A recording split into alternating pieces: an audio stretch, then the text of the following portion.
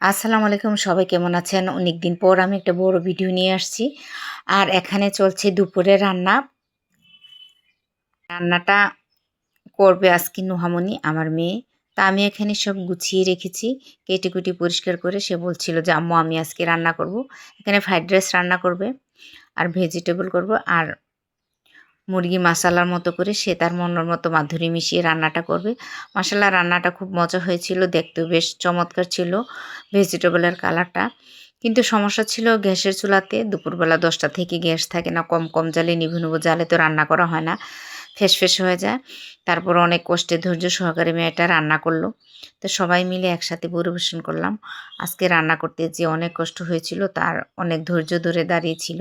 আমি ফ্রাইড রাইসটা নাড়াচাড়া দিয়ে দিয়েছিলাম, কারণ সে একসাথে পারছিল না। আর রান্না করতে একটু দেরি হয়ে গিয়েছিল কাটাকাটি করতে।